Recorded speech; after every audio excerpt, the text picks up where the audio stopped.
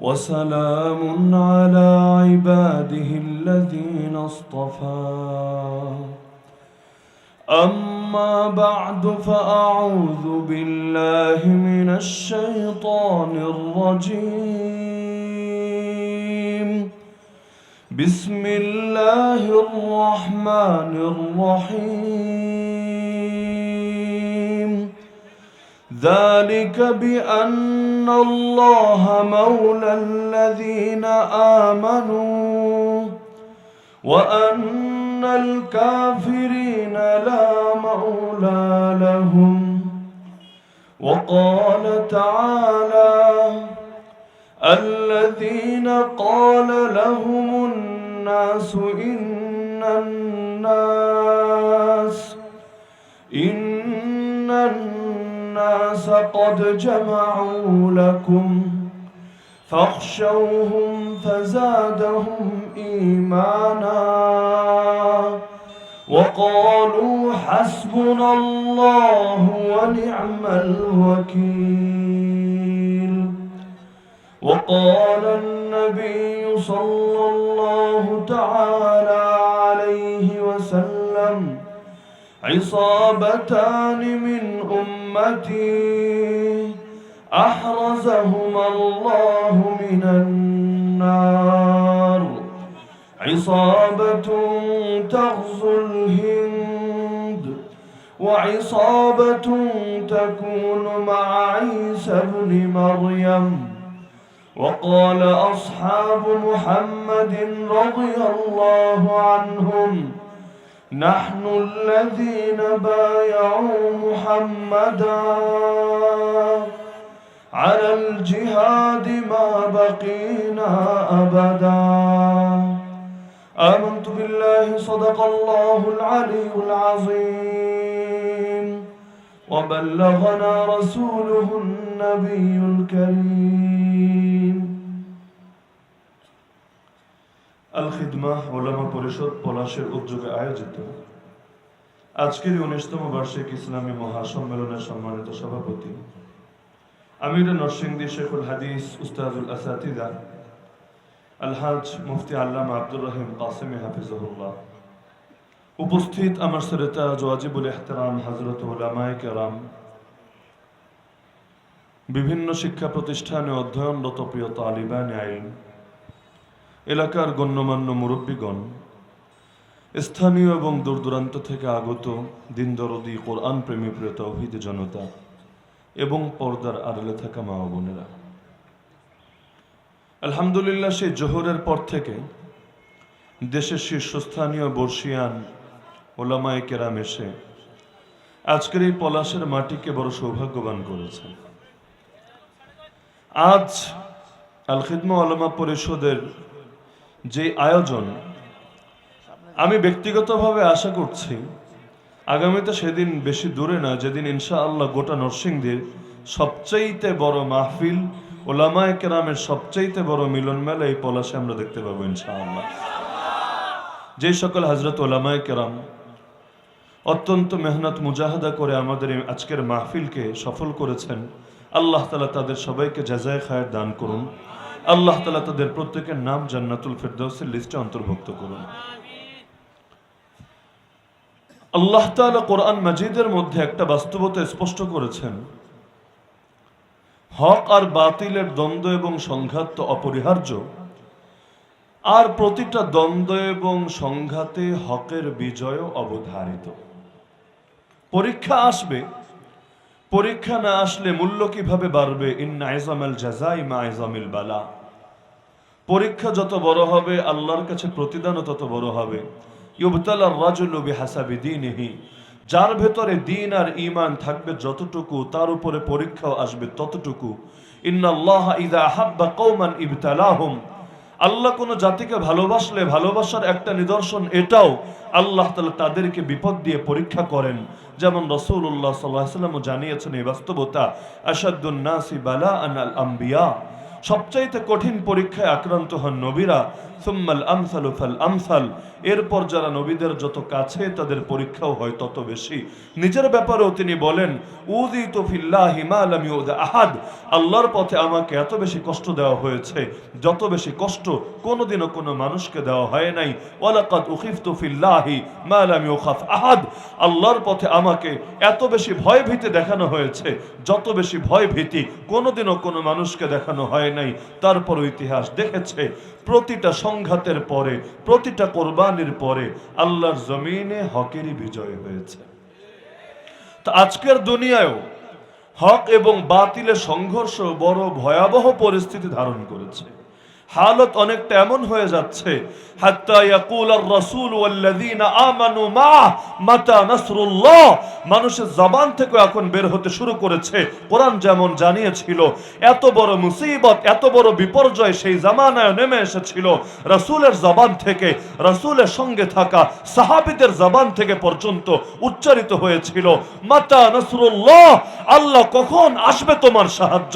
আমার রাসূল বদরের ময়দানে সিজদায় লুটিয়ে পরেও আল্লাহকে কেঁদে কেঁদে বলেছিলেন, আল্লাহুম্মা ইন তুহলিক হাযিহিল ইসাবাতা মিন আহলিল ইসলাম লাম তু'বাদ ফিল আরদ। আয় আল্লাহ, আজকে যদি মুসলমানদের এই ক্ষুদ্র মুজাহিদ বাহিনীকে আপনি শাহাদাত দান করেন, এই পৃথিবীতে আর কোনোদিনও আপনার ইবাদত হবে না। কিন্তু হালত যখন এতটা সঙ্গীন হয়, পরিস্থিতি যখন এতটা ভয়াবহ হয়, তখন আল্লাহর পক্ষ থেকে সুসংবাদ চলে আসে, আল্লাহ জেনে রাখো, শুনে রাখো, মনে রাখো, ইন্না নাসরাল্লাহি করিব। আল্লাহর সাহায্য আসার সময় একেবারেই ঘনিয়ে এসেছে। ইসলামের বিজয় তো হবেই, তবে তার আগে কিছু লোককে তো বেলাল হতে হবে, কিছু মানুষকে তো সুমাইয়া হতে হবে, আম্মার, ইয়াসির, খুবাইব, খাব্বাব হতে হবে। ইসলাম জিন্দা होता है हर কারবালা के बाद। এক একটা মাজলুমানা হালত দুনিয়ায় আসার পরে তারপর এই কোরবানির বদৌলতে না আল্লাহর জমিনে আল্লাহর দ্বীন জিন্দা হবে। যদি রক্ত ছাড়া পৃথিবীর বুকে কখনো ইসলাম জিন্দা হতো, অন্তত আল্লাহর রাসূলের রক্তেই পৃথিবীর মাটি রঞ্জিত হতো না। আল্লাহর রাসূলের রক্তের এক ফোঁটা রক্তের বিনিময়ে গোটা দুনিয়াকেও যদি কোরবান করে দেওয়া হয়, তারপরও এটা বড় তুচ্ছ একটা বিনিময় হবে আল্লাহর রাসূলের রক্তের বিপরীতে। কোথায় সেই রাসূলের পবিত্র রক্ত, কিন্তু এই জমিন সেই রাসূলের পবিত্র রক্তে রঞ্জিত হয়েছে। এর দ্বারা এই বাস্তবতাই তো গোটা দুনিয়ার সামনে স্পষ্ট হয়েছে যে এই ইসলামের জন্য রক্তের বড় প্রয়োজন আছে। শাইখুল হাদিস আল্লামা আজিজুল হক রহমতুল্লাহ আলাইহি তো এই বাস্তবতাই বারংবার বলে গিয়েছেন, ইসলাম নামক বৃক্ষের গোড়ায় পানি নয় বরং রক্ত ঢালতে হয়।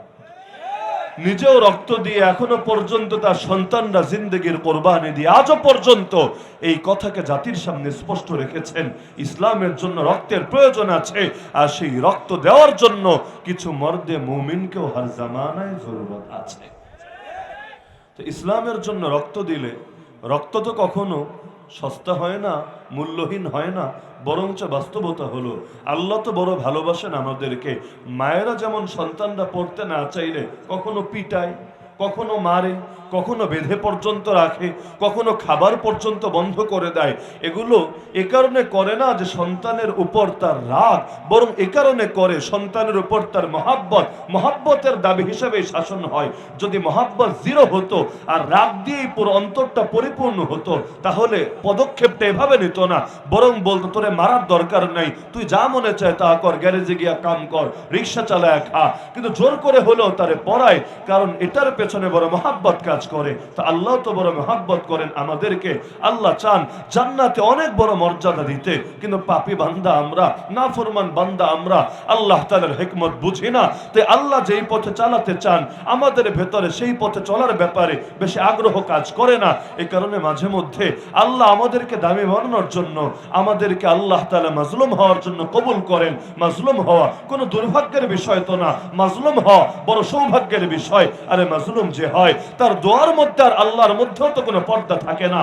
সবচাইতে বড় মাজলুম যারা হয়, ইতিহাস যাদেরকে শহীদ নামে চেনে, আল্লাহ তো তাদেরকে মৃত বলতেও নিষেধ করেছেন, মৃত ভাবতেও নিষেধ করেছেন। আরে আল্লাহ নবীর সাহাবীরা শহীদ হতে হতেও ফুস্তু রব্বিল কাবা, কাবার রবের কসম জীবন আমার কাজে লেগে গেছে, আমি বড় কামিয়াব হয়েছি, এই কথা বলতে বলতে আমাদের চোখে আঙ্গুল দিয়ে বাস্তবতা শিখিয়ে গেছেন। আল্লাহ জান্নাতে বিশাল বড় মাকাম দিতে চান, কিন্তু আমলের যে অবস্থা তা দিয়ে এত বড় মাকাম পাওয়ার মতো উপযুক্ত এখনো হতে পারি নাই। তাই মাঝে মধ্যে আল্লাহ তাআলা আমাদেরকে পরীক্ষা নেন, অল্প অল্প পরীক্ষায় বিশাল বিশাল প্রতিদান দেন, আর আল্লাহ তাআলা এর দ্বারা বান্দার জান্নাতের মাকাম বাড়িয়ে দেন। উহুদের ময়দানে রাসূলুল্লাহ সাল্লাল্লাহু আলাইহি ওয়াসাল্লামের একটা কমান ভঙ্গ করার কারণে মুসলমানদের সুনিশ্চিত জয়ের পর আবার পরাজয় নেমে এসেছে। আমার রাসূল সাল্লাল্লাহু আলাইহি ওয়াসাল্লাম, আল্লাহ তাআলা তাকে তো রহমতের নবী বানিয়েছেন, শুধু মানুষের জন্যই রহমত নয়, মা আরসালনাকা ইল্লা রাহমাতাল লিল আলামিন, আমি আপনাকে রহমত বানিয়েছি সমগ্র কুল কায়নাতের জন্য, সমস্ত বিশ্ববাসীর জন্য। আল্লাহ রাসূল তার রহমতের দাবিতেই বারংবার ছুটে গিয়েছিলেন জিহাদের ময়দানে। 47টা জিহাদের ময়দানে শরীক ছিলেন নিজে, আর 47টা ময়দানে পাঠিয়েছিলেন তার সাহাবীদেরকে। আজকাল অনেকে আবার মনে করে জিহাদ মানে তো রহমত না, জিহাদ মানে তো গজব, জিহাদ মানে তো সন্ত্রাস, জিহাদ মানে তো জঙ্গিবাদ। যদি জিহাদ মানে গজবই হতো, জিহাদ মানে যদি সন্ত্রাসী হতো, অন্তত আল্লাহ তার নবীকে জিহাদওয়ালা নবী বানিয়ে এই কথা তো আর বলতেন না, ওমা আরসালনাকা ইল্লা রাহমাতাল লিল আলামিন, বললে সর্বোচ্চ বলতেন ওমা আরসালনাকা ইল্লা রাহমাতাল লিল মুমিনিন, ইল্লা রাহমাতাল লিল মুসলিমিন, ইল্লা রাহমাতাল লিল মুত্তাকিন, ইল্লা রাহমাতাল লিল মুহসিনিন। কিন্তু আল্লাহ বলেন নাই শুধু মুমিনদের জন্য, শুধু মুসলিমদের জন্য, শুধু তাকওয়াওয়ালাদের জন্য, শুধু নেক আমলকারীদের জন্য আপনাকে বানিয়েছে রহমত, বরঞ্চ আল্লাহ জানিয়েছেন সমস্ত বিশ্ববাসীর জন্য আপনাকে বানিয়েছে রহমত। সমস্ত বিশ্ববাসীর মধ্যে সবাই যে মুমিন, সবাই যে মুসলিম, বিষয়টা তো এমন না, কিন্তু আল্লাহ সবার ব্যাপারেই রাসূলকে রহমত বানালেন। তিনিও বাস্তবতা জানালেন, আনা নবিয়ুর রাহমা, আনা নবিয়ুস সাইফ, আমি রহমতের নবী, আমি তরবারিওয়ালা নবী, বুইসতু বাইনা ইয়াদাই সাআতি বিসাইফ, কিয়ামতের আগে আল্লাহ আমাকে তরবারি সহ প্রেরণ করেছেন, হাত্তা ইউবাদাল্লাহু ওয়াহদা, যাতে করে জমিনে এক আল্লাহর ইবাদত প্রতিষ্ঠিত হতে পারে। আল্লাহর রাসূল বলছেন, জুইলা রিজকি তাহতা জিল্লি রুমহি ওয়া জুইলা যুল্লু ওয়াস সাগারু আলা মান খালাফা আমরি, আল্লাহ আমার বর্ষার ছায়ার নিচে আমার রিজিকের ব্যবস্থা করেছেন, আর যারা আমার অবাধ্যতা করবে, আমার আদেশ লঙ্ঘন করবে, আল্লাহ তাদের জন্য লাঞ্ছনা আর অপদস্থতা রেখেছেন। প্রসঙ্গক্রমে বলে রাখি, জিহাদ রহমত হয় কিভাবে? মুমিনদের জন্য না সিরফ, বরঞ্চ লিল আলামিন, সমগ্র বিশ্ববাসীর জন্য জিহাদ রহমত হয় কিভাবে? একটা জিনিস শুধু যদি ইতিহাসকে সামনে রেখে বিশ্লেষণ করেন, তাহলে এটার ব্যাখ্যা বোঝার জন্য আপনাকে অনেক বড় মেধাবী আর বুদ্ধিজীবী হতে হবে না, সামান্য আকল থাকলে নিজেই এই বাস্তবতা বুঝতে পারবেন। আগের নবীদের জীবনী পড়েন, আগের নবীরাও দাওয়াত দিয়েছিলেন। আমার রাসূলের জিন্দেগি পড়েন, আমার রাসূল দাওয়াত দিয়েছিলেন। আগের নবীদের ক্ষেত্রেও অধিকাংশ ক্ষেত্রেই ফলাফল এমন হয়েছে, বছরের পর বছর, যুগের পর যুগ, কেউ কেউ শতাব্দীর পর শতাব্দী, যেমন নূহ আলা নবীনা আলাইহিস সালাম 950 বছর প্লাস সময় দাওয়াত দিলেন। কয়জন লোকে আর ঈমান এনেছিল? তাফসীরের কিতাবে 3 রকম বর্ণনা পাওয়া যায়। সর্বোচ্চ বর্ণনা হলো 80 জন, সর্বনিম্ন বর্ণনা হলো 12 জন, মাঝারি বর্ণনা হলো মাত্র 40 জন। তো সর্বোচ্চ বর্ণনাও যদি ধরেন 80 জন লোক যদি তৈরি হয় 950 বছর প্লাস সময়ে, তাহলে অবাধ্যের সংখ্যা বেশি নাকি মান্যকারীর সংখ্যা বেশি? এটা বুঝতে পিএইচডি করা লাগে না, ন্যূনতম আকল বুদ্ধি থাকলেই তো বুঝে আসে। তা আগের নবীদের চিত্রগুলো দেখেন, তারা দাওয়াত দিলেন, যখন সম্প্রদায়ের ব্যাপারে নিরাশ হয়ে গেলেন, আল্লাহর কাছে দোয়া করলেন, আল্লাহ আপনি এদেরকে আযাব দেন, আল্লাহ আপনি এদেরকে পাকড়াও করেন, এদের অবাধ্যতা, এদের গুস্তাখির কারণে এদেরকে ধ্বংস করেন। আল্লাহ সেই সকল নবীর দোয়া কবুল করে নিলেন।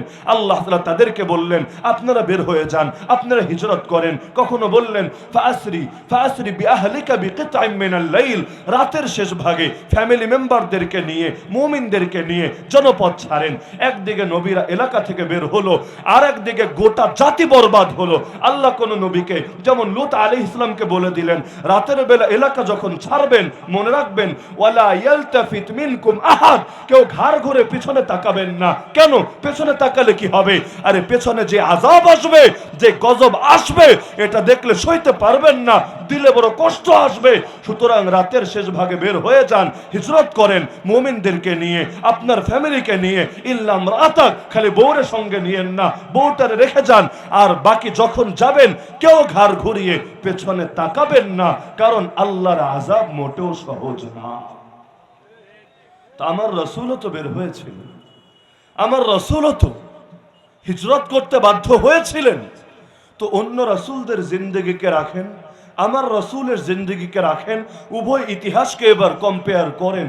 হওয়ার তো কথা স্বাভাবিকভাবে এটাই ছিল, যখন আমার রাসূল মক্কা থেকে বের হচ্ছেন, যখন আমার রাসূল তয়েফে মাইর খেয়ে রক্তাক্ত অবস্থায় তিনি আসছেন মক্কার দিকে ছুটে, সেই সময় একদিকে রাসূল বের হতেন, আর একদিকে আল্লাহ বলে দিতেন রাসূল ওয়ালা ইয়ালতাফিত মিনকুম আহাদ বা ওয়ালা তালতাফিত, আপনি আর ঘাড় ঘুরে পিছনে তাকাবেন না।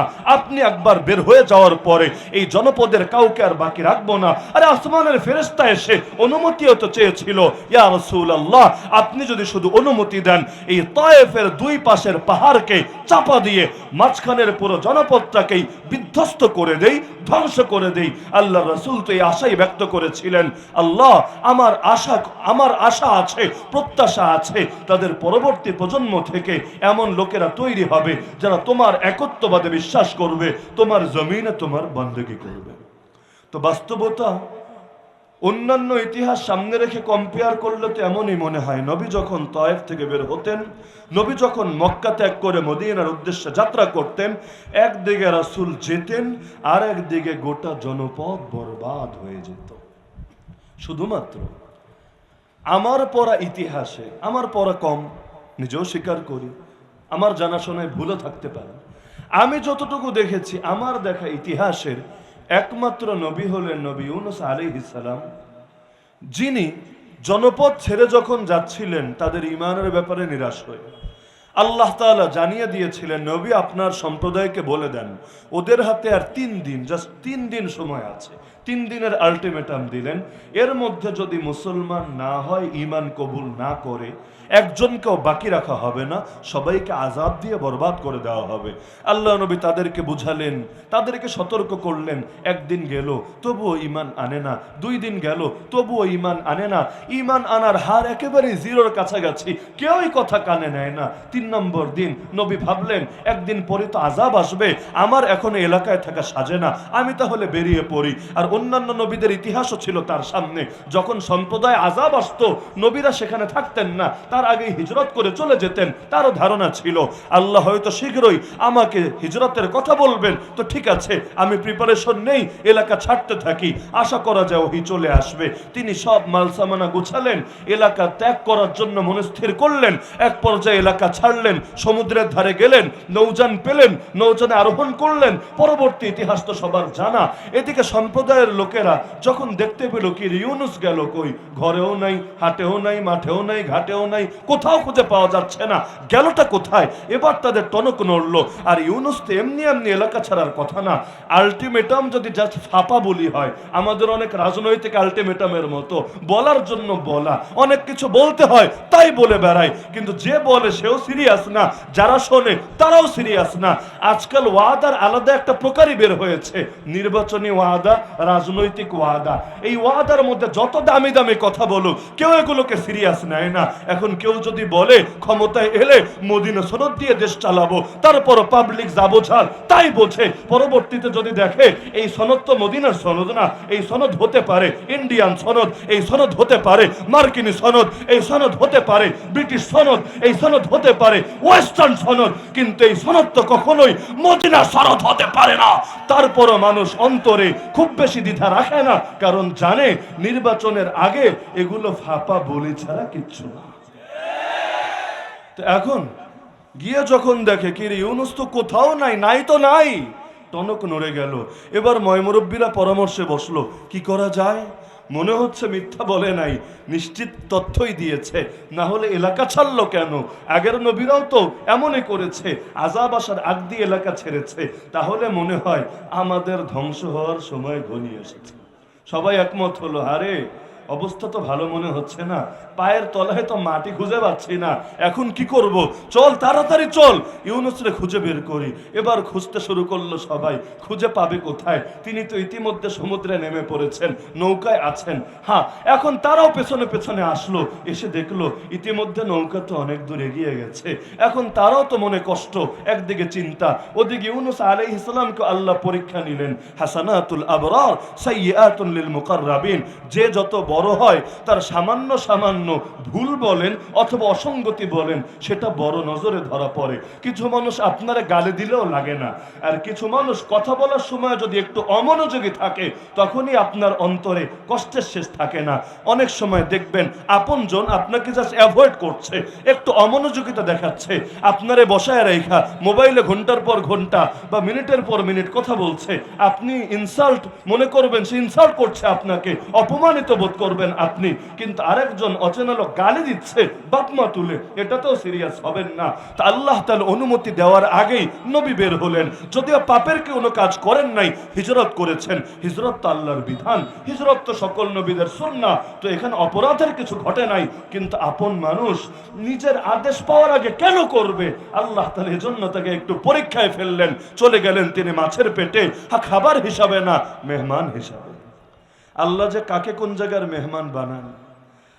ইব্রাহিম আলাইহিস সালাম আগুনের মেহমান হয়ে দিলে যে সুখ পেয়েছেন, আজকালকার দালালরা রাজপ্রাসাদে গিয়েও সেই সুখ খুঁজে পাবেন। গর্ব করে বলা যায় অনেক কিছু, তোমরা বিষ খেয়েছো তাই তোমরা জেলে গেছো, আমরা বিষ খাই নাই তাই আমরা জেলে যাই নাই। কিন্তু জেলে একবার যারা গিয়েছে, আরে আজকে তো জেলখাটা আলেমদের মিলন মেলা। আপনাদের এই পলাশের বুকে একজন একজন করে ইন্ডিভিজুয়াল সবাইকে প্রশ্ন করে জেনে নেন না, জেলে যারা গিয়েছে সেখানে কি বিষের স্বাদ পেয়েছে না মধুর স্বাদ পেয়েছে?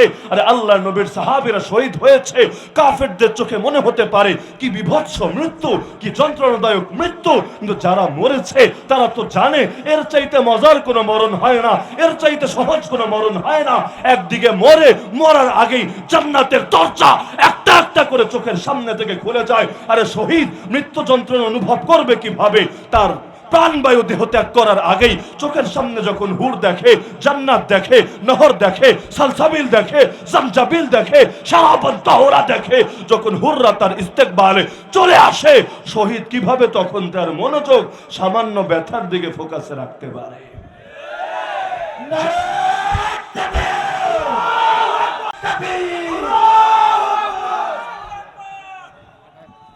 যেই মজা শাহাদাতের মধুর মধ্যে, মজলুমানা হালতের মধুর মধ্যে আছে, সেই মজা গোলামির মধ্যে ওরা কোথায় খুঁজে পাবে? বাংলাদেশের তথাকথিত কিছু স্কলার এখন পেরেশান না, বড় পেরেশান গাজার মুসলমানদের জন্য। ৬০-৬৩ বছরে একবার মুখ থেকে এই শব্দটাও বের হয় না। দোয়া যখন করে তখন মাজলুমদের জন্য একটা বার আল্লাহর কাছে নুসরত চাইতে পারে না। আল্লাহুম্মা আনকিদিল মাজলুমিন আল মুস্তাদআফিন আল্লাযীনা ইয়াকুলুন রব্বানা আখরিজনা মিন হাযিহিল ক্বরিয়া আয-যালিম আহলুহা। এখন এসেছে মায়া দেখাতে, হায় রে ওরা যে মেরেছে, মায়ের জবাবে মায়ের যদি দেয় সেটা কি সইতে পারবে? কিন্তু পাগলরা জানে না, আরে ময়দানে যারা নেমেছে বাঁচার জন্য নামে নাই, ময়দানে যারা নেমেছে ক্ষমতা অর্জনের জন্য নামে নাই, ময়দানে যারা নামে জিহাদের পথে তারা নিজেদের জীবন আল্লাহর কাছে বিক্রি করেই নামে। আরে তারা যদি শাহাদাত অর্জন করে, এর চাইতে মূল্যবান কোন সম্পদ তাদের কাছে হয় না।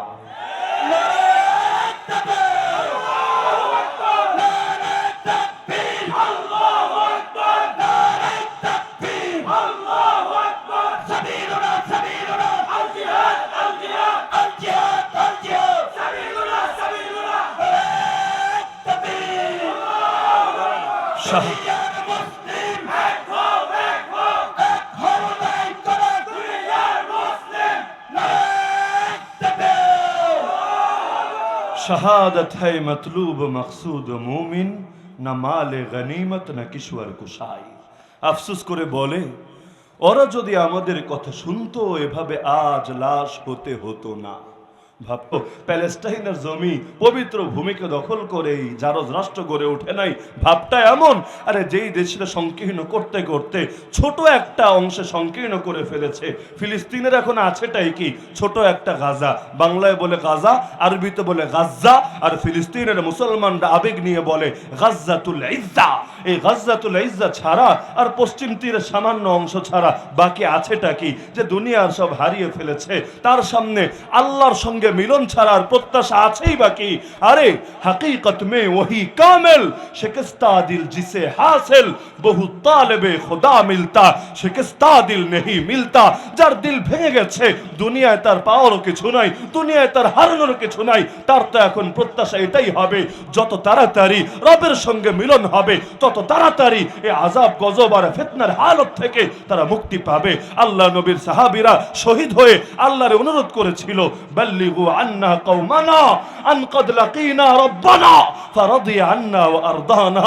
আল্লাহ, আমাদের পক্ষ থেকে আমাদের ভাইদের কাছে এই ক্ষুদ্র বার্তাটা আপনি পৌঁছে দেন, আমাদের রবের সঙ্গে আমাদের সাক্ষাৎ হয়ে গেছে, রব বড় রাজি হয়ে গেছেন আমাদের উপরে, আমাদেরকে এত দেওয়া দিয়েছেন, আমাদেরকেও সন্তুষ্ট করে ফেলেছেন তার উপরে। তো হারানোর কি আছে? কিন্তু দেখেন না, যাদের অন্তরে ব্যাধি আফসোস করে বলে, ওরা যদি আমাদের কথা শুনতো এভাবে মরে পড়ে থাকতো না। ঠিক রাসূলের যুগের মুনাফিকদের কথার মতো তারাও বলতো, যদি আমাদের কথা কানে নিত মা কুতিলু, তারা আর শহীদ হতো না, তারা আর মরতো না। আল্লাহ ওদেরকে ব্যঙ্গ করে বলেন, কুল, হে নবী বলে দেন, ফাদরাউ আন আনফুসিকুমুল মাউত ইন কুনতুম সাদিকিন, তাহলে পারলে নিজেদের থেকে মৃত্যুকে ঠেকা যদি তোরা তোদের দাবিতে সত্যবাদী হয়ে থাকিস। কখনো বলে লাউ না'লামু কিতালাল লাত্তাবা'নাকুম হুম লিল কুফরি ইয়াউমা ইযিন আকরাবু মিনহুম লিল ঈমান, যদি লড়াই জানতাম আমরাও তোমাদের সঙ্গে ময়দানে নেমে আসতাম, যদি প্রস্তুতি থাকতো আমরা তোমাদের সঙ্গে ময়দানে নেমে আসতাম, যদি আমাদের নেতা থাকতো আমরা তোমাদের সঙ্গে ময়দানে নেমে আসতাম। আর এই কথা তো মুমিনের কথা না, আরে নেতা তো আসমান ফুরে বের হবে না, নিজেদের থেকেই তৈরি হবে। আরে প্রস্তুতি তো জিবরিল এসে তোমারে করায় দিবে না যে নামাজের টাইম হয়েছে, বদনা নিয়ে লোটা নিয়ে বসে আছো, উযু করছো না, যে আসমান থেকে জিবরাইল আইসা বাকি কাম করে দিবে, এটা তো হবে না। প্রস্তুতিও তোমার নিতে হবে, লড়াইও তোমার শিখতে হবে। দুনিয়ার বাতিলরা বাতিল আদর্শ জিন্দা করার জন্য লড়াই করতে পারবে। বাধ্যতামূলকভাবে আর্মি ট্রেনিং দিয়ে থাকে। পুরুষ হলে কয় বছর তাকে অপরিহার্যভাবে ডিউটি করতে হবে, নারী হলে কয় বছর, সম্ভবত পুরুষ হলে মেয়াদ 2 বছর, নারী হলে 1 বছর, সংখ্যাটা একটু কম বেশ হতে পারে, কিন্তু এটা তাদের অপরিহার্য আইন, বাধ্যতামূলক বিধান। সবাইরে ট্রেনিং নিয়ে রাখতে হবে। কেন? দেশ রক্ষার জন্য, ভূমি রক্ষার জন্য, স্বাধীনতা ঠিকঠাক রাখার জন্য যে কোনো সময় লড়াই করা লাগতে পারে। তো এই বাতিল পন্থীরা, এই লানত প্রাপ্তরা, এই গজবগ্রস্তরা ওদের নিজেদের কল্পিত জারজ রাষ্ট্রকে হেফাজত করার জন্য সবাই প্রস্তুত হয়ে থাকতে পারবে। আর আল্লাহর জমিনে আল্লাহর বান্দারা, আল্লাহর প্রতিনিধিরা, আল্লাহর খলিফারা কাপুরুষের মতো কথা বলবে, আল্লাহর কসম এটা মুমিনের শান হতে পারে না।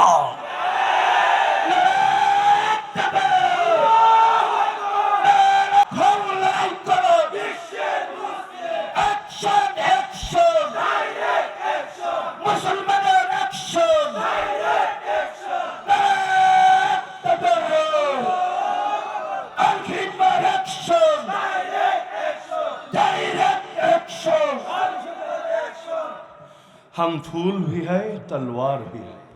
আল্লাহর দ্বীনের জন্য যদি বেলাল হওয়া লাগে আমরা হাসি মুখে বেলালও হতে জানি। আল্লাহর দ্বীনের জন্য যদি সুমাইয়া হওয়া লাগে আল্লাহর কসম আমরা হাসি মুখে সুমাইয়াও হতে জানি।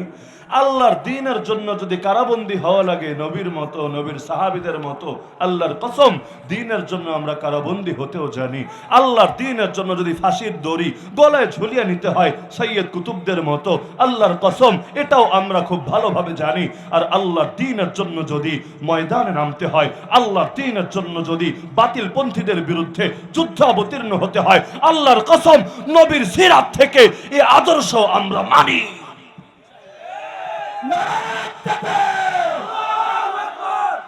তো এখন ইউনুস আলাইহিস সালাম বের হয়ে গেলেন, সম্প্রদায়ের লোক পেরেশান, আব হামারা কেয়া হোগা। এখন সবাই মিলে পরামর্শে বসলো। তারা বুঝলো এই বিপদ থেকে একজনই তাদেরকে বাঁচাতে পারে। কে তিনি? নবী তো নাই, নবী তো হিজরত করে ফেলেছেন। এখন আর যার পায়েই ধরুক, যার হাতেই ধরুক, কেউ কিছু করতে পারবে না।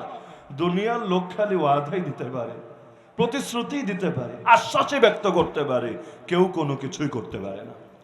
আল্লাহ যদি আসমান রে বলে দেন আসমান বৃষ্টি বন্ধ করে দে, আল্লাহ যদি জমিন রে বলে দেন জমিন তুই ফসল আগের চাইতে কম উৎপাদন কর, যতই উন্নয়নের কথা মুখে তুলুক না কেন মানুষের করার কিছুই থাকবে না।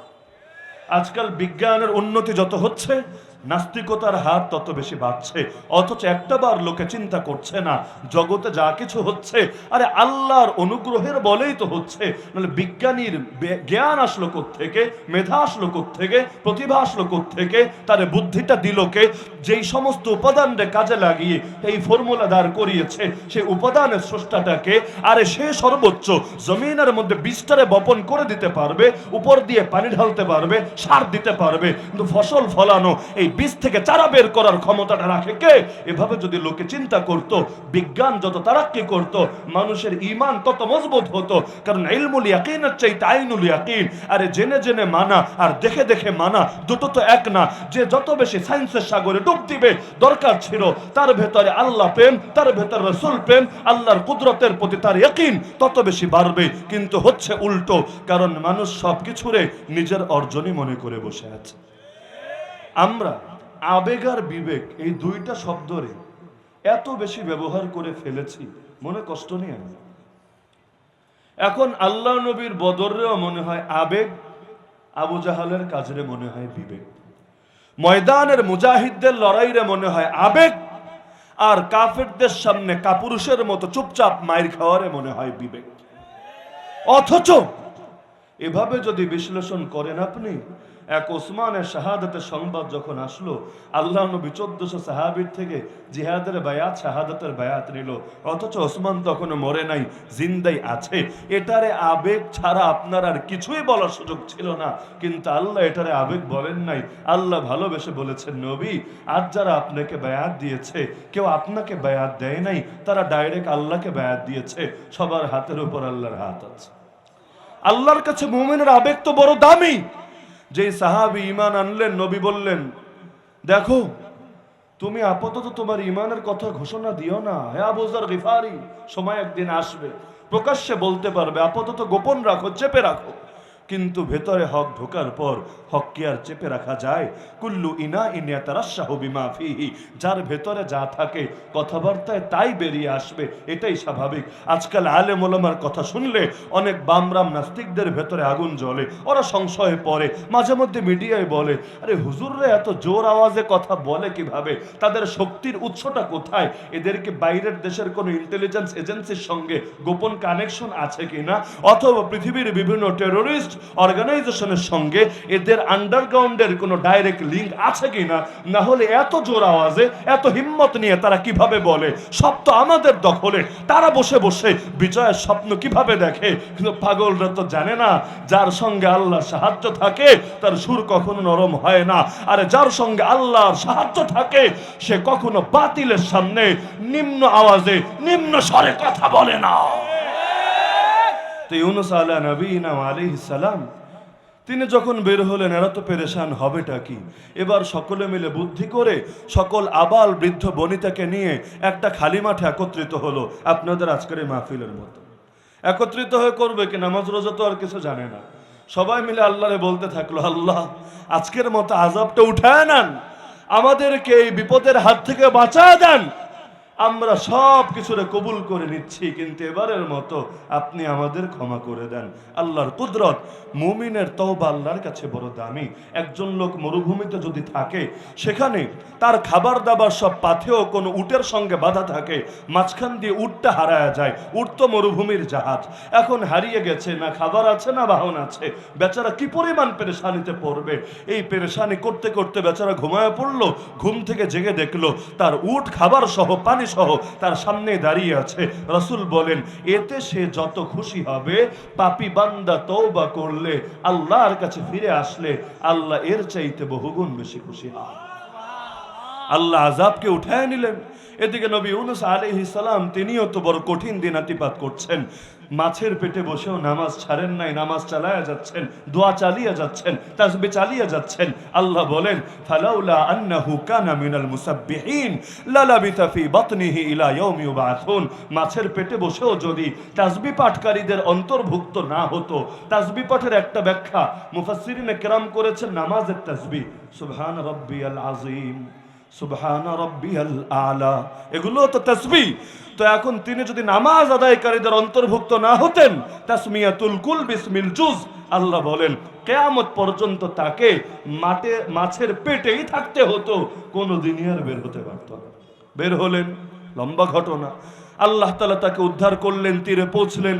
সেখানে এমন একটা গাছ মুহূর্তের মধ্যেই জন্মালো, মুহূর্তের মধ্যেই বড় হলো, মুহূর্তের মধ্যেই ফল ধরলো। সেই ফল খেয়ে খাদ্যের প্রয়োজনও মিটলো। অসুস্থতা মাছের পেটে থাকতে থাকতে যা হলো, হঠাৎ করে মাছের পেটে গিয়ে থাকেন না। নতুন পরিবেশ, নতুন রকম হালত, আপনার গায়ে চামড়ার কি অবস্থা হয় দেখেন না। তো যত ধরনের অসুস্থতা হয়েছিল সব ছেড়ে গেল। তিনি আগাতে শুরু করলেন। ওদিকে দেখছেন কি রে, কিছু দূর আগানোর পর এলাকার লোকজন দেখা যায় এলাকার লোকের সামনাসামনি হলেন। আল্লাহর কি কুদরত, তিনি খেয়াল করলেন সবাই এসেছে মারার জন্য না, গালি দেওয়ার জন্য না, এসে বলেছে নবী কালেমা পড়ায় নেন, সকলে মুসলমান হয়ে যাবে। তো আমার জানা মতে শুধু নবী ইউনূস আলাইহিস সালাম একমাত্র নবী যার সম্প্রদায়ের কেউই ঈমান আনে নাই হিজরত করার আগে, আবার হিজরত থেকে ফেরার পরে একজনও বাকি থাকে নাই, সবাই কালেমা পড়ে ঈমান কবুল করে নিয়েছে, কেউ আর তার পথে কাটা বিছায় নাই। কিন্তু অধিকাংশ নবীর ক্ষেত্রেই বিষয়টা এমন ছিল, তাদের পথে কাটা বিছানো হয়েছে। এক পর্যায়ে প্রায় সকলে নিরাশ হয়েছেন, বদদোয়া দিয়েছেন। একদিকে তারা বের হয়েছেন, আরেকদিকে জাতি ধ্বংস হয়েছে। কিন্তু দেখেন আমার নবীও বের হলেন, তয়েব ধ্বংস হলো না। আমার নবীও বের হলেন, মক্কা ধ্বংস হলো না। কিসের জন্য? আমার নবীর দাম কি আগের নবীদের চাইতে কম নাকি? মোটেও কম না। তাহলে কিসের জন্য? জবাব আল্লাহ দিচ্ছেন, কাতিলুহুম ইউআযিবহুমুল্লাহু বিআইদিকুম, তোমরা লড়াই করবে তাদের বিপক্ষে, আযাব তো আল্লাহই দিবেন। আগেও আল্লাহই দিয়েছিলেন, আগে দিয়েছিলেন কখনো জিবরিলের হাতে, কখনো মিকাইলের হাতে, কখনো ইসরাফিলের হাতে, আসমানের বড় বড় ফেরেশতাদের হাতে। এখন থেকে আল্লাহ আযাব দিবেন তোমাদের হাতে। এই আযাবে কি হবে? এই আযাবে যেই যে অঙ্গ পচে গেছে তার তো অপারেশন হবে, কিন্তু বাকিদের জন্য হেদায়েতের দরজা খুলে যাবে। আবু জাহাল নিধন হলো, যতগুলো জায়গায় ক্যান্সার হয়েছিল সেগুলো কেটে ফেলা হলো, কিন্তু পুরা মক্কা বরবাদ হলো না, তয়েব বরবাদ হলো না। নবী তো আশা করেছিলেন তয়েববাসীর পরবর্তী প্রজন্ম কালেমা পড়বে, কিন্তু আল্লাহর কি কুদরত, মক্কা বিজয়ের পরে পরবর্তী প্রজন্ম লাগে নাই। যেই প্রজন্ম তারা মেরেছিল সেই প্রজন্মই নবীর দুয়ারে এসে ঈমান কবুল করে, নবীর খিদমা কবুল করে বাড়ি ফিরে গিয়েছিল। তো হকের সঙ্গে কার সাহায্য? বলেন না, কার সাহায্য? হকের লোকে যত দমাতে চায়, এ কারণেই হক তত বেশি শক্তিশালী হয়ে যায়। এটা হলো এমন বিষয়, গাড়িতে যত দামি গাড়ি হোক, তেল যদি না থাকে গাড়ির ইঞ্জিন চালু হবে না, গাড়ি আগাবে না। তেল যখন পাবে গাড়ি তার আসল শক্তি প্রদর্শন করতে পারবে। ইসলামের এই তেলের নাম, সেটারে ফুয়েলি বলেন আর ইঞ্জিন অয়েলই বলেন, ইসলামের সেই তেলের নাম হলো মুমিনের রক্ত। মুমিন যখন আল্লাহর দ্বীনের জন্য রক্ত ঝরায়, আল্লাহর দ্বীনের মধ্যে তখন জোশ পয়দা হয়ে যায়। এ কারণে একটা প্রবাদ প্রচলিত আছে, তুমি যদি কোনো মুজাহিদকে হাসাতে চাও, তুমি যদি দুনিয়ার কোনো হকপন্থীকে হাসাতে চাও, তুমি যদি আল্লাহর দ্বীনের কোনো সৈনিককে হাসাতে চাও, তাকে মৃত্যুর ভয় দেখাও, সে হেসে উঠবে।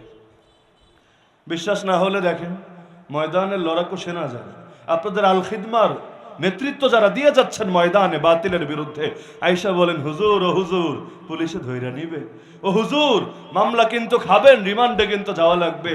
কি মনে হয় হুজুর কাঁদবে? হুজুর বলবে না না আমি তো বুঝতে পারি নাই, সরি সরি, বড় ভুল হয়েছে, এটা বলবে।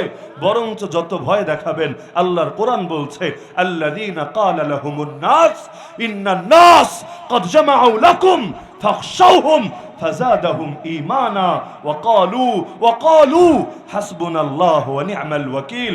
লোকে এসে ভয় দেখায়, গোটা দুনিয়ার মানুষ তোমাদের বিরুদ্ধে নিজেদের বাহিনী, নিজেদের শক্তি, নিজেদের অস্ত্র শস্ত্র এক করে ফেলেছে। দেখো, আমেরিকা বলো অথবা জাস্টিন ট্রুডোর দেশই বলো, ইমানুয়েল মাখোর দেশই বলো, আর ইউনাইটেড নেশনই বলো, সবাই একত্রিত হয়েছে তোমাদের মেরে ফেলবে, তোমাদের সন্ত্রাসী আখ্যা দেবে। যখন এভাবে তাদের ভয় দেখাতে থাকে, ফাযাদাহুম ঈমানা, তাদের ভেতরের ঈমানে জোশ পয়দা হতে থাকে। ওয়াকালু, তখন তারা গর্জে উঠে বলে, আরে কার ভয় দেখাচ্ছিস? হাসবুনাল্লাহ, আমাদের জন্য তো আল্লাহই যথেষ্ট। ওয়া নি'মাল ওয়াকিল, তিনি আমাদের সর্বোত্তম অভিভাবক। মুমিনদের অভিভাবক কে? অভিভাবক কে? যালিকা বিআন্নাল্লাহা মাওলাল্লাযীনা আমানু ওয়া আন্নাল কাফিরিনা লা মাওলা লাহুম। মুমিনদের বন্ধু হলেন আল্লাহ, কাফেরদের কোনো বন্ধু নাই। এ কারণে মুমিনদের পেছনেও ফিরে তাকাতে হয় না। তারা জানে একটা মশা যত দুর্বল, গোটা দুনিয়ার সকল বাতিলের সম্মিলিত শক্তি তার চাইতেও বেশি দুর্বল। ইন্না কাইদাশ শাইতানি কানা দাঈফা। আল্লাহ তো শুরুতে আদেশ দিলেন, ফাকাতিলু আউলিয়া আশ-শাইতান। শয়তানের দোসর যতগুলো আছে, শয়তানের দালাল যতগুলো আছে, শয়তানের পক্ষের রাজাকার যতগুলো আছে, তাদের বিরুদ্ধে মুমিন তোমাদের লড়াই চলবেই চলবে। মনে রাখবা, শয়তানের চক্রান্ত, শয়তানের শক্তি বড় দুর্বল। কারণ কৌশল শুধু তারা করে না, ওয়ামাকারু ওয়ামাকারাল্লাহ ওয়ামাকারু ওয়ামাকারাল্লাহ আল্লাহু খায়রুল মাকিরিন। ওরা করে ষড়যন্ত্র, আল্লাহ করেন কৌশল। আল্লাহর কৌশলের সামনে দুনিয়ার কোনো পরাশক্তি ষড়যন্ত্রই টিকে না। আমার নবী সত্য বলেন না মিথ্যা বলেন? বাস্তব বলেন না অবাস্তব বলেন? নবী কি বলেছেন জানেন? আমার রাসূল বলেছেন, লা ইয়াতরুকুল্লাহু বাইতা মাদারিন ওয়ালা ওয়াবার। শহর বা গ্রামের কাঁচা বা পাকা একটা ঘরও আমার আল্লাহ এমন বাকি রাখবে না, ইল্লা আদখালাহুল্লাহু কালিমাতাল ইসলাম, যেই ঘরে আমার আল্লাহ ইসলামের কালেমা প্রবেশ করাবে না। ওরা চেষ্টা করতে পারে গোটা দুনিয়াকে। ওদের আদি পুরুষ ইয়াকুব নবী যে এলাকায় থাকতেন, ফিলিস্তিনের কেনান, সেখান থেকে নিয়ে সর্বশেষ যেই এলাকা থেকে ওদেরকে বিতাড়িত করা হয়েছিল, উচ্ছেদ করা হয়েছিল আমিরুল মুমিনিন ওমর রাদিয়াল্লাহু আনহুর নির্দেশে, সেই জায়গার নাম হলো খায়বার। এই কেনান থেকে নিয়ে খায়বার পর্যন্ত, আর দরিয়ায় ফুরাত থেকে নিয়ে দরিয়ায় নীল পর্যন্ত, এটা হলো ওদের প্রতিশ্রুত ভূমি, ইংলিশে বলে প্রমিসড ল্যান্ড। ওদের মূল মাকসাদ হলো প্রমিসড ল্যান্ডের মধ্যে ওরা বিশাল এক মহারাষ্ট্র বানাবে, যার মধ্যে দাজ্জাল রাজত্ব চলবে। সেই রাষ্ট্রের নাম হবে, সেই রাষ্ট্রে কেমন ধরনের শাসন থাকবে তাদের, এটা বোঝানোর জন্য পতাকার মাঝখানে একটা সিম্বল ব্যবহার করেছে। ওদের পতাকা দেখলে দেখবেন যে উপরে আর নিচে দুইটা ব্লু দাগ আছে, দুইটা ব্লু দাগ। এই দুই ব্লু দাগ হলো ওদের বর্ডার, ওদের এরিয়া। বর্ডার হলো ওদের ভাষ্য মতেই কেনান থেকে নিয়ে খায়বার, ফুরাত থেকে নিয়ে নীল, আর মাঝখানে 6 কোণা বিশিষ্ট তারকা দেখবেন, 6 কোণা বিশিষ্ট তারকা। এই তারকার ব্যাখ্যা ওদের কাছে হলো, এই তারকার নাম হলো ডেভিড স্টার, দাউদ সেতারা। দাউদ এবং সুলাইমান নবী যে রাজত্ব পরিচালনা করেছিলেন, ওদের আকীদা হলো, তাদের লোগো ছিল এটা। সব দেশের লোগো থাকে না? গণপ্রজাতন্ত্রী বাংলাদেশ, এটার নিচে দেখবেন একটা লোগো দেওয়া থাকে, থাকে না? ওই যে পয়সা, 2 পয়সা নেন, 1 পয়সা নেন, দেখবেন পয়সার এক সাইডে দেওয়া আছে গণপ্রজাতন্ত্রী বাংলাদেশ সরকার, নিচে একটা সিম্বল, একটা লোগো। একইভাবে ওদের দাবি হলো নবী দাউদ আর নবী সুলাইমানের রাজত্বের কোনো না কোনো লোগো তো থাকবে। তো তাদের লোগো ছিল 6 কোণা বিশিষ্ট তারকা। ওদের ভাষ্য হলো, নবী সুলাইমান যেভাবে সারা দুনিয়া ব্যাপী এক রাজত্ব করেছেন, একই ধরনের রাজত্ব শীঘ্রই ওরা প্রতিষ্ঠা করবে, পুরাই ভারতের মতো। কষ্ট পাচ্ছেন নাকি? ভারত দাবি করেছে না যে ওরা 8টা দেশ মিলে একটা দেশ বানাবে? ভারত, বাংলাদেশ, মিয়ানমার, আর আপনাদের দুশ্মন পাকিস্তান, নেপাল, শ্রীলঙ্কা, ভুটান, আর সাম্রাজ্যবাদের গোরস্থান খ্যাত আফগানিস্তান, এই 8টা দেশ মিলে একটা মহাদেশ বানাবে। তার নাম নাকি হবে রামরাজ্য। সেই রামরাজ্যের পতাকা কি হবে, সংবিধান কি হবে, কার কি অধিকার থাকবে সব ওরা পার্লামেন্টে ওপেনলি আলোচনা করে, এমনকি গুগল করলে ওদের সব এই সংক্রান্ত তথ্য আপনি নিজেই পেয়ে যাবেন। তো এখন সব কিছু প্রস্তুতি নিয়ে রেখেছে ওদের কল্পিত রামরাজ্য গড়ার জন্য। তো একই ধরনের আকীদা সেই অঞ্চলের ইসরায়েলও পোষণ করে। কিন্তু আমার নবী বললেন কি? নবী এটা বলেন নাই 8 দেশ মিলে একটা রামরাজ্য হবে। নবী এটা বলেন নাই কেনান থেকে নিয়ে খায়বার আর ফুরাত থেকে নিয়ে নীল পুরো অঞ্চল বলেছেন পৃথিবীর প্রতিটা ঘরে ঘরে কালেমার পতাকা পতপত করে উঠবে। আমার রাসূলের কথার উপর আমাদের শতভাগ ইয়াকিন আছে। আমরা বিশ্বাস করি সেদিন বেশি দূরে না যেদিন হোয়াইট হাউসের ছাদেও ইনশাআল্লাহ কালেমার পতাকা পতপত করে উঠবে। এখন ওরাই ভয় পাচ্ছে, বলে আগামী কয়েক বছর পর লন্ডনে নাকি মুসলমান সংখ্যাগরিষ্ঠ হয়ে যাবে। মুসলমানের তো আলহামদুলিল্লাহ প্রোডাকশনের হারও ভালো, যতই ওরা প্রচার করুক 2 সন্তানের বেশি নয়, একটি হলে ভালো হয়। কিন্তু ওদের এই গাজাখড়ি কথা মুমিন কানে নেয় না, কারণ মুমিন জানে একটা সন্তান হলে ভালো হয়, তবে কার ভালো হয় খুব ভালো মতো বোঝে। রাসূলের তো ভালো হয় না, রাসূল তো বলেছেন উম্মত বাড়াও, আমি গর্ব করব উম্মতের আধিক্য নিয়ে। দ্বীনের তো ভালো হয় না, দ্বীনের জন্য মুজাহিদ দরকার। একদিকে লোক শহীদ হবে আর একদিকে নতুন নতুন মর্দে মুজাহিদ তৈরি হবে। তো লোকের হার যদি কমে ভালো কার হয়? ভালো তো হয় দাজ্জালি শক্তির, ভালো তো হয় কুফরি পরশক্তির, ভালো তো হয় আল্লাহ এবং তার রাসূলের দুশমনদের। কারণ মুমিন যত কম হবে ওদের লড়াইটাও তত সহজ হবে। আর প্রকৃত মুমিন বিশ্বাস করে আরে আমি আল্লাহর নবীর উম্মত যত বাড়াতে পারবো কিয়ামতের দিন হতে পারে এটা আমার জন্য নাজাতের ওসিলা হবে। তো এখন ভয় পাচ্ছে মুসলমান দেখে বাড়বে, সারাদিন খালি ইসলাম ফোবিয়া ছড়ায়, ইসলামের বিরুদ্ধে প্রোপাগান্ডা ছড়ায়। আজকের বিশ্বে সবচাইতে মজলুম ধর্মের নাম ইসলাম। সবাই মিলে জুলুম করে, সবাই, এমনকি নাস্তিক যেগুলো, নাস্তিকরা দাবি করে ওরা নাকি নিরপেক্ষ, কোনো ধর্মের পক্ষেও না কোনো ধর্মের বিপক্ষেও না। অথচ দেখা যায় সারাদিন যত রকমের বিপক্ষতা সবই করে যায় ইসলামের বিরুদ্ধে। বাকি ধর্মের কোনো ধরনের আকীদা কোনো কালচারকে ওদের কাছে কুসংস্কার মনে হয় না, অবৈজ্ঞানিক মনে হয় না। ওদের সব অ্যালার্জি হলো আল্লাহর দিন ইসলাম নিয়ে। তো একদিকে বাড়ছে কিন্তু আরেকদিকে পত্রপত্রিকা লেখালেখি করছে। গত 1 যুগেরও বেশি সময় ধরে ওয়েস্টার্ন কান্ট্রিগুলোতে সবচাইতে বেশি নতুন করে লোকে যেই ধর্ম কবুল করেছে সেই ধর্মের নাম ইহুদি ধর্ম না, সেই ধর্মের নাম খ্রিস্ট ধর্ম না, সেই ধর্মের নাম হিন্দু ধর্ম না। সবাই চিৎকার করে বলেন সেই ধর্মের নাম কি? সেই ধর্মের নাম কি?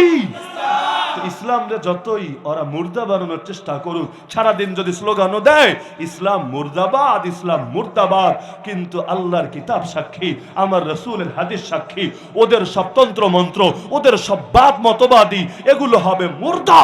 আল্লাহর জমিনের প্রতিটা ইঞ্চি ইঞ্চি মাটিতে আল্লাহর দ্বীন হবে জিন্দা। আল্লাহর দ্বীনের পক্ষে যারা থাকবে তারাই পৃথিবীতে মাথা উঁচু করে বাঁচবে, আর দ্বীনের প্রদীপকে যারা নিভাতে আসবে ওরাই সেই আগুনে পুড়ে ছারখার হয়ে যাবে।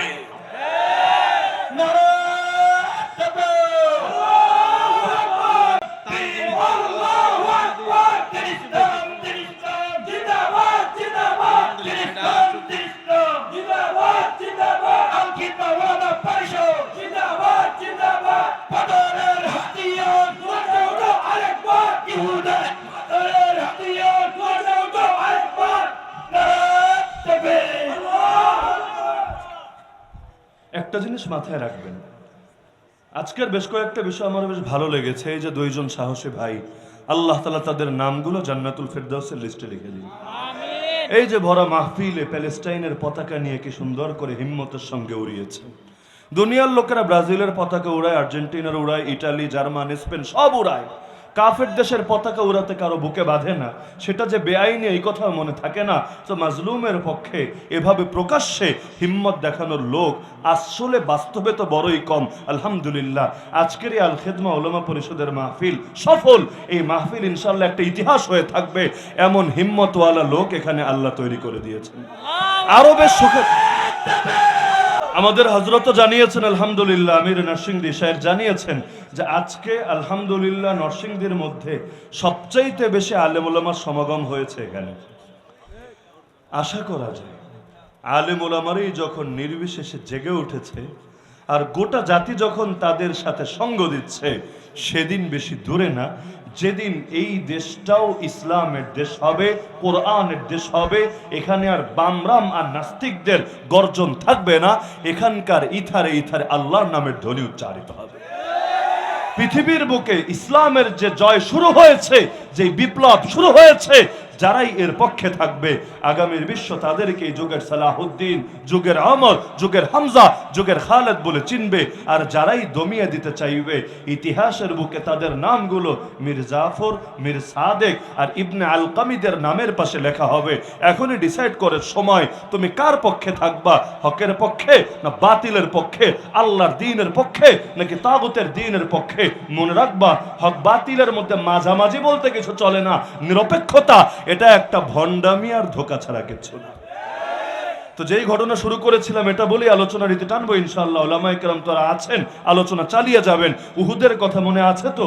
উহুদ যুদ্ধে মুসলমান গেলেন, আল্লাহ রসুল একটা কমান্ড ভঙ্গ করার কারণে পরাজয় নেমে আসলো, 70 জন সাহাবী শহীদ হয়ে গেলেন। এই গুজবও ছড়িয়ে পড়লো রাসূলুল্লাহ সাল্লাল্লাহু আলাইহি ওয়াসাল্লাম শহীদ হয়েছেন।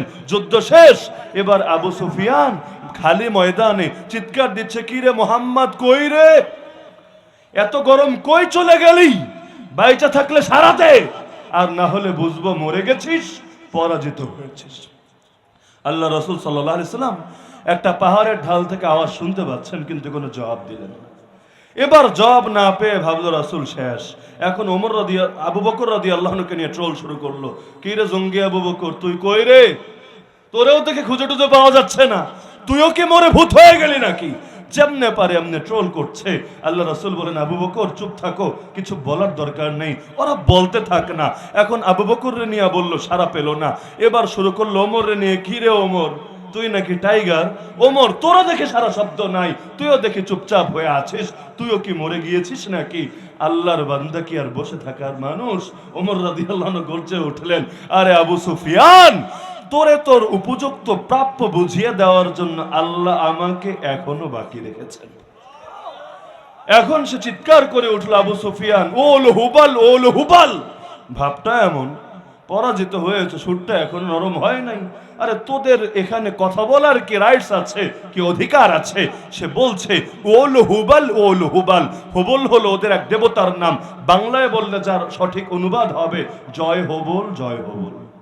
আল্লাহ রাসূল এতক্ষণ তারা যখন অপমান করেছে জবাব দিলেন না, আবু বকরকে অপমান করেছে রাসূল না করলেন জবাব দিও না, কিন্তু যখন ওল হুবাল বলে হবলের জয়ধ্বনি দিল, আল্লাহর নামের অপমান করলো, এবার রাসূলই বললেন, আজিবু, আর চুপ থাকার সময় নয়, তোমরা এই জালেমের, এই তাগুতের কথার জবাব দিয়ে দাও। বীর ওমর দাঁড়িয়ে বলল, ইয়া রাসূলুল্লাহ, আমি জবাব দিচ্ছি, আমাকে শিখায় দেন, আমি কি বলবো? আল্লাহর রাসূল বললেন, তুমি বলো কুলু কুলু আল্লাহু আলা ওয়া আজাল। আরে কিসের হবল আর টোবল? জয় তো আমার আল্লাহর, বিজয় তো আমার আল্লাহর, আমার আল্লাহই সবার ঊর্ধ্বে সমুন্নত, আমার আল্লাহই সবার উপরে মহান। এবার আবু সুফিয়ান টিটকারি মেরে বলে, লানাল উজ্জা ওয়ালা উজ্জা লাকুম, আমাদের আছে উজ্জা দেবতা, তোদের তো কোনো উজ্জা দেবতা নাই। দেখেন না দেবদেবীর শক্তিতে লোকে কত বিশ্বাসী নাস্তিকরা, ওরা পর্যন্ত কোনো ধর্মরে মানে না, অ্যালার্জি এত, তারপরও দেখবেন অন্যান্য ধর্মের বিভিন্ন ধরনের বিধান ঠিকঠাক মতো পালন করে। বেশি দিন লাগবে না, 14 এপ্রিল পর্যন্ত অপেক্ষা করেন, 1 বৈশাখ মঙ্গল শোভাযাত্রা।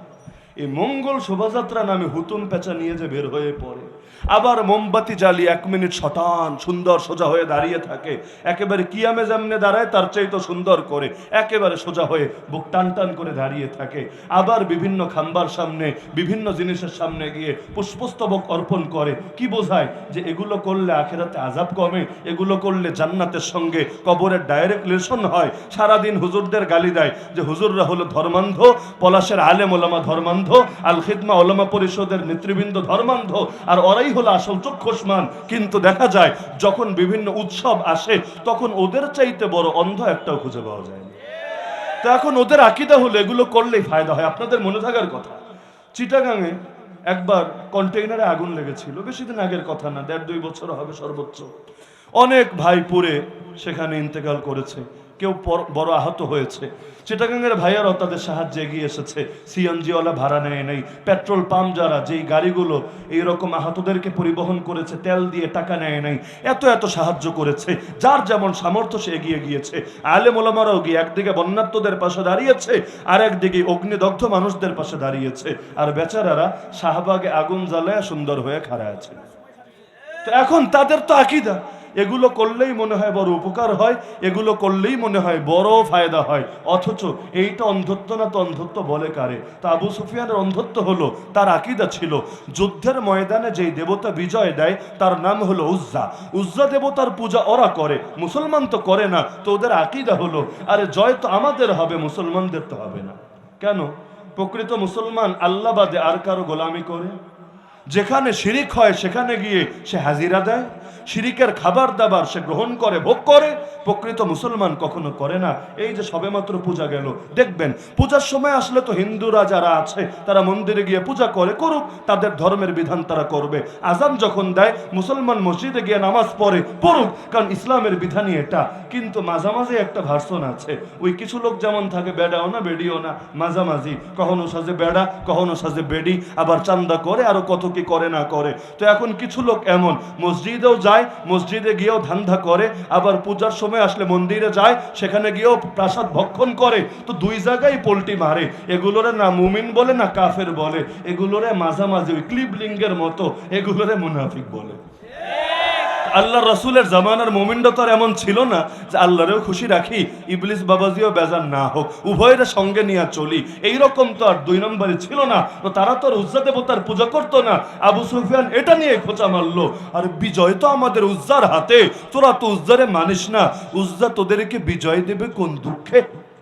ওই যে আমাদের অনেক বলদ ভাইয়ের মতো যারা দাবি করে প্রত্যেক ধর্মের লোকেরা স্ব স্ব ধর্ম বিশ্বাস অনুসারে স্বর্গে যাবে অথবা নরকে যাবে।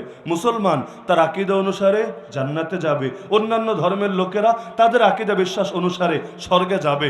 আমি এই হিসাবে মিলাতে পারি না। আল্লাহ তো খালি জান্নাত বানান নাই, জাহান্নামও বানিয়েছেন। তা আল্লাহ কাফের মুশরিকরে নাস্তিকরে জাহান্নামে ফেলবে। তো যদি এই দাবি সহিহ হয়, স্বর্গ আরও আছে, যেগুলোরও পরিচালক আছে, গড আছে, খোদা আছে, রব আছে, তাহলে তো অর্থ এটাই হবে আল্লাহ ধরে যারে জাহান্নামে ফেলতে চায় আর একজন আইসা তারে উদ্ধার করে তার স্বর্গে নিয়ে যাওয়ার চেষ্টা করবে। আবার আল্লাহ যারে জান্নাতে দিতে চায় ওই গডের দৃষ্টিতে যেহেতু সে তার ধর্মের কাফের, তার ধর্মের মুশরিক, ওই গড এরে ধইরা আবার তার নরকে ফেলতে চাইবে। তো এখন একই লোকরে তো দুই জায়গায় নেওয়া সম্ভব না, হয়তো আপনি জান্নাতে না হলে আপনি জাহান্নামে, মাঝামাঝি তো আর হয় না। যেমন ধরেন টাকুনোর নিচে যারা কাপড় পরেন, বেশিরভাগই তো পরে, নামাজের সময় আসলে খালি উঠায়, বাকি টাইমে রাখলে যেন কোনো পাপ হয় না, গুনাহ হয় না। হাদিসে কি আছে? এই অংশটা জাহান্নামে যাবে। মা আসফালা মিনাল কাবাইনি মিনাল ইজারি ফিন্নার। এর মানেটা কি? যে পায়ের এই এখান দিয়ে কেটে নিচের অংশটা জাহান্নামে ফেলা হবে, আর ল্যাংরা অবস্থায় তারে নিয়ে জান্নাতে ঢুকাইয়া দেওয়া হবে। অর্থ কি এইটা? পায়ের নিচের অংশ জাহান্নামে গেলে পুরো শরীরটাই জাহান্নামে যাবে। আবার যারা জান্নাতি হবে তাদের পুরোটাই তো জান্নাতি হবে। তো এখন একই লোকের কাইটা কয়েক ভাগ কইরা যে এইটা নাও ইসলামের খোদা, এইটা নাও অন্য ধর্মের খোদা, এইটা নাও অমুক ধর্মের খোদা, এভাবে ভাগ ভাগ করলে সে না জান্নাতের সুখ পাবে না জাহান্নামের কষ্ট পাবে, সম্ভবিত না। তো এখন হালত তো এটাই হবে, দুনিয়ায় যেমন দুই দল একসঙ্গে ক্ষমতায় আসতে চাইলে ফাড়াফাড়ি লাইগা যায়, মারামারি লাইগা যায়, মাঝখানে ম্যাঙ্গো পিপল যারা, আমি দুষ্টুমি করে বলি আর কি, ম্যাঙ্গো পিপল আম জনতা, মাঝখানে আম জনতা এদিক আর ওদিক দুই দিকের চাপে পড়ে নিষ্পেষিত হয়। কারণ দুই রাজা তো আর এক গদিতে বসতে পারে না, এখন একজন চায় থাকতে আর একজন চায় নামিয়ে নিচে উঠতে। তো দুনিয়ার মধ্যেই ভেজাল লাইগা যায়, রাজপথ গরম হয়ে যায়। তো এখন যদি এটাই মেনে নেন প্রত্যেকে স্ব ধর্ম বিশ্বাস অনুসারে স্বর্গে যাবে বা নরকে যাবে, এখন কারে কোন জায়গায় দেওয়া হবে এইটা নিয়ে তো ওইখানে ফাটাফাটি শুরু হয়ে যায়। আলোটা এমন না, আল্লাহ নিজেই যুক্তি দিয়েছেন, লাউ কানা ফীহিমা আলিহাতুন ইল্লাল্লাহ লাফাসাদাতা। আসমান এবং জমিনে এক আল্লাহ ছাড়া আর কোন গড, আর কোন প্রভু, আর কোন খোদা, আর কোন প্রতিপালক যদি থাকতো, না আসমান থাকতো, না জমিন থাকতো, না জান্নাত থাকতো, না জাহান্নাম থাকতো, কুল কায়নাত মারামারি হয়ে বরবাদ হয়ে যেত। তো রব কয়জন? রব কয়জন? আর আবু সুফিয়ান বলে কি আমাদের উজ্জা আছে, তোদের উজ্জা নাই। তো উজ্জা আছে তো কি হয়েছে, উজ্জারে নিয়ে বৈশা থাক। তো এখন উজ্জা আছে, এটা নিয়ে মুমিনদের কোনো ভয় আছে? আল্লাহ রাসূল বলেন চুপ থেকো না, জবাব দিয়ে দাও। কারণ আমারে গালি দিলে আমি চুপ থাকতে পারি, আল্লাহর দিন নিয়ে ব্যঙ্গ করলে তো চুপ থাকতে পারি না।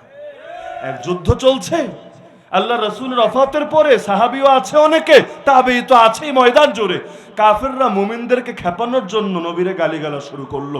ওরা জানে নবীরে গালি দিলে মুসলমান খেপে ওঠে, আর খেপাতে পারলে বাংলায় বলে না রেগে গেলেন তো হেরে গেলেন। মাঝে মধ্যে ইচ্ছাকৃত খেপায়, হুতাই খেপায়। কিসের জন্য? যাতে করে মুসলমান কোনো ঘটনা ঘটায় আর এটা দেখায় নিজেদের গদি রক্ষার ধান্দা করতে পারে। ইচ্ছাকৃতভাবে উস্কানি দেয়, ইচ্ছাকৃতভাবে মুমিনদেরকে মাঠে নামানোর চেষ্টা করে। এমন হালত এই দুনিয়ায় মাঝে মধ্যেই হয়ে থাকে। না হলে ঈদের দিন, কোরবানির ঈদের দিন কোরআন পড়ানোর কি দরকার? তাও আবার ঈদগাহে আসা মুসল্লিদের সামনে, তাও আবার কোন দেশে?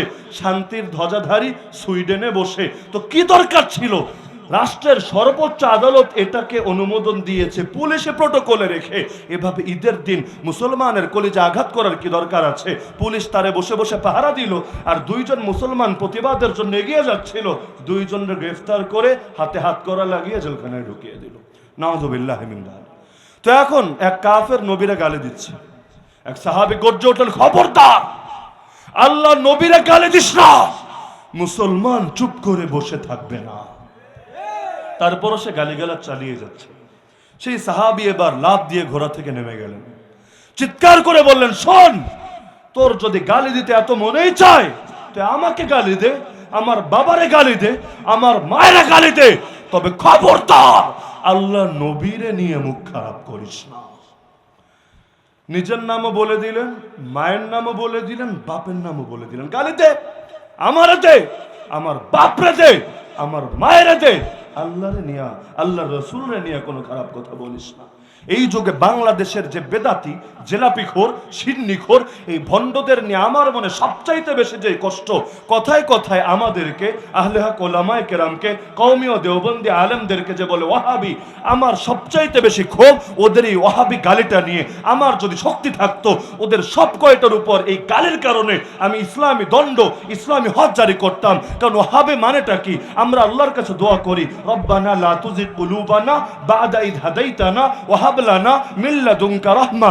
এরপর বাকিটা সবাই বলেন, ইন্নাকা আনতাল, ইন্নাকা আনতাল, ইন্নাকা আনতাল। আরে মক্তবের একটা ছোট বাচ্চার কাছে গিয়েও জিজ্ঞেস করেন, আরে বলো তো বাচ্চা, আল্লাহ 99টা নাম কি কি? দেখবেন সুন্দর করে সুর দিয়ে দিয়ে আপনাকে শুনিয়েছে। এই 99টা নামের মধ্যে একটা নাম পাবেন, আল ওয়াহাব। আল ওয়াহাব, ওয়াহাব মানে হলো দাতা। দাতা একজনই, কে তিনি? আমিও দাতা না, আপনিও দাতা না, আমার বাবাও দাতা না, আমার উস্তাদও দাতা না, কোনো পীরও দাতা না, কোনো নবী রাসূলও দাতা না। অন্তত নবী যদি দাতা হতো, আবু তালেবের হেদায়েত দান করত, কালেমা দান করত, ঈমান দান করত। ইন্নাকা আনতাল ওয়াহাব অর্থই এটা, নিশ্চয়ই একমাত্র, কেবলমাত্র, শুধুমাত্র আপনিই হলেন দাতা। তো ওয়াহাব কে? ওয়াহাব কে? তো রব যেমন আল্লাহ, রব্বানি মানি, রব্বানির একটা অর্থ হলো আল্লাহওয়ালা। হক মানি আল্লাহ, আল্লাহর একটা নাম আছে হক। তো হাক্কানি মানি দুইটা অর্থ, একটা হলো হকপন্থী আর একটা হলো হকওয়ালা, আল্লাহওয়ালা। তো রব্বানি মানি রবওয়ালা, হক্কানি মানি হকওয়ালা, ওয়াহাবি মানে আল্লাহওয়ালা, ওয়াহাবওয়ালা। তো এখন আল্লাহওয়ালা শব্দ গালি হয় কিভাবে? এই গালি নাস্তিক দিতে পারে, কাফের দিতে পারে, মুশরিক দিতে পারে। তুই নিজেরে মুসলমান দাবি করে, তুই নিজেরে আল্লাহর রাসূলের আশিক দাবি করে আরেকজন আল্লাহ ওয়ালা ওয়াহাবি গালি কিভাবে দিতে পারিস? এর দ্বারা কি বুঝে আসে? আরে আল্লাহর নাম কি গালি দেওয়ার শব্দ? আমি যদি হই ওয়াহাবি, আল্লাহ ওয়ালা, তাহলে তুই কি? তুই কি ইবলিস ওয়ালা? তুই কি বাতিল ওয়ালা? তুই কি শয়তান ওয়ালা? তুই কি তাগুত ওয়ালা?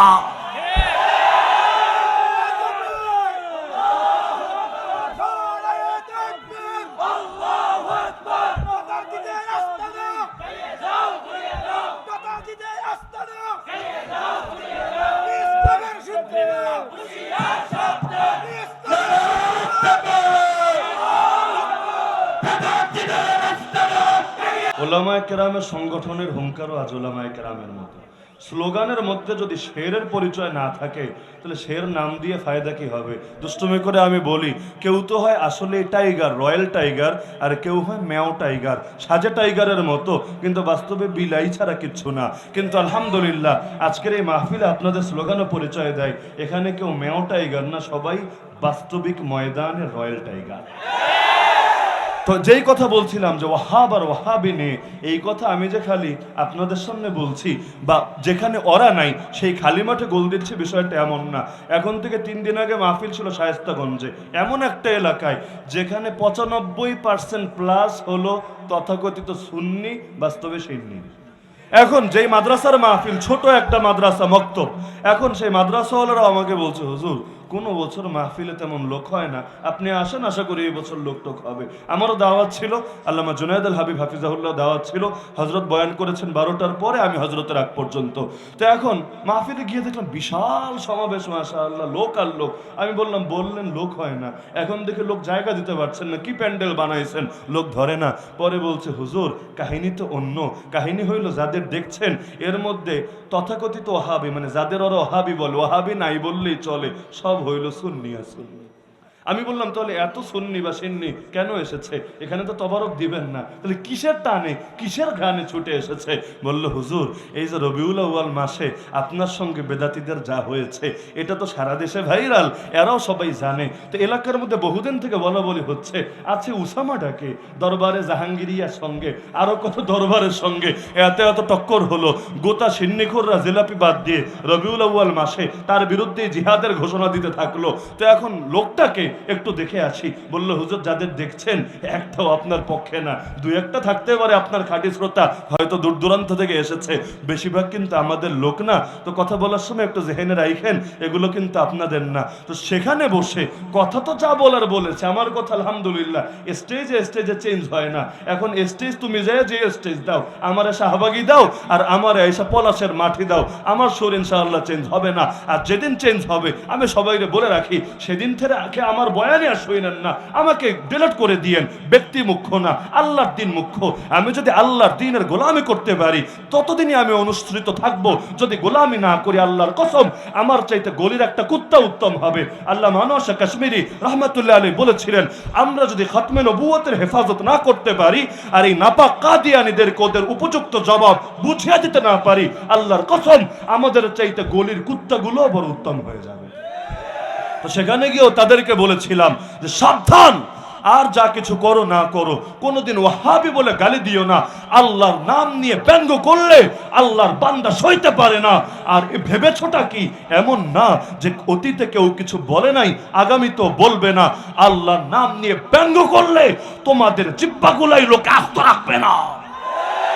গালি দিতে মনে চাইলে কত গালি আছে দাও, না হলে গালি নিয়ে পড়াশোনা করো, মাস্টার্স করো, পিএইচডি করো, ডক্টরেট থিসিস করো, এরপর তোমরা এটা নিয়ে প্রয়োজন গালি বিশ্বকোষ রচনা করো, লোকদেরকে ট্রেনিং দাও। এমনিই তো ওদের হুজুররা গালি ছাড়া পারেটাকে, আরবি পড়তে পারেন 1 লাইন, আবার অন্য হুজুরের ভুল ধরতে গেলে এমন এমন দলিল দেয়, কুল্লু ফাইলুন মারফুন ও কুল্লু মারফুন মানসুবুন, নাম আবার তার হয়েছে জিহাদি। কোন ময়দানের জিহাদি? না পল্টনের জিহাদি, না রণাঙ্গনের জিহাদি, কোন জিহাদি তো না। এগুলো হলো ওদের ভাষায় ওয়াহাবিদের দমানোর জিহাদি। হালতটা এমন তো বলতে পারেন 1 লাইন আরবি, ইমামদের নাম বললে বলে ভুল ভাল, কিন্তু তারপর গর্বটা কি? গর্বে গর্বে হয়ে যায় গর্ভবতী। তো এখন লানাল উজ্জা ওয়ালা উজ্জা লাকুম, আবু সুফিয়ানের গর্ব আমাদের আছে উজ্জা, তোদের উজ্জা দেবতা নাই। আল্লাহ রাসূল বলেন ওমর জবাব দাও না। ওমর দাঁড়িয়ে বলছে কি বলবো রাসূল, শিখায়া দেন না। আল্লাহ রাসূল বলেন কুলু আল্লাহু মাওলানা ওয়ালা মাওলা লাকুম, আরে আল্লাহ হচ্ছেন আমাদের মাওলা, আমাদের দোস্ত, আমাদের অভিভাবক, তোদের বাতিলদের কোনো মাওলা না।